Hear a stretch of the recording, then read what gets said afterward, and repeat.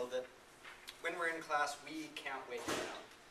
And when we're not in class, we dread going back. The professor just feels like he needs to drag out every single second of that class. The clock keeps ticking slower and slower and slower. And you just don't want to be there anymore. And you're not even sure if the material you're covering right now is what you need anyway. This is, of course, provided you went to class in the first place. Now, after everything I've just said, is it any wonder that we tech students skip class so much? Probably not. But it's really all a matter of perspective. I mean, what motivations do we have for going to class? If we thought that we were walking with giants, then maybe we'd attend class a little bit more.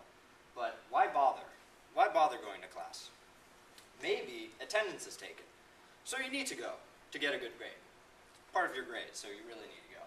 Or maybe the professor is covering things that's not in the textbook, so you need to go to get a good grade. Or maybe you need just a really good explanation, something really precise, very technical. So you need to go to get a good grade. You need to go to get a good grade. That's really why we go to class, to get those good grades. But what are we really getting from that grade? I mean, sure, in aggregate, they do a whole lot for us, but what did you really get when you went from that B to an A in chemistry? Did your career opportunities advance? Probably not. What did you get for wrangling that B out of Calc 2? Did your salary double? No, not really. I mean, in aggregate, like I said, all these things can happen, but what's the motivation for just one class? And more importantly, what's the motivation for a single lecture? Well, like I said, it's all a matter of perspective. Does anybody know what percentage of the US population has a college degree?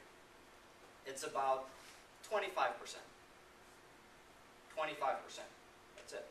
All of us who are probably intending to graduate at some point are going to be part of that 25%. We are part of that top 25%. Now let's factor in maybe, Georgia Tech's stellar academic record, its rank. We could probably call ourselves part of the top 10% even. You are part of the top 10%. And that's just the United States. What about the world? Does anybody know what percentage of the world has a college degree? About 1%. 1% of the world population has a college degree. All of us, just by virtue of being at this school, are part of that top 1%. That's pretty heavy. Let it not be said that you are not great, because if you're not great, then who else is? Like I said, it's all a matter of perspective. All of us are part of that top 1%. So I go to class because I'd like to feel that we're all part of this. It is up to us. We are not the future leaders of tomorrow. We are the leaders today. Whether we're studying economics, biology, engineering, or even business, we are shaping tomorrow's future. We are the ones who are charting humanity's course, the world's course. I think this is something really exciting. We are the intellectual giants, and we don't even know it because we are surrounded by other intellectual giants. So I go to class to maybe hear the whispers of genius, to hear what the great minds of today are thinking. That is why I go to class.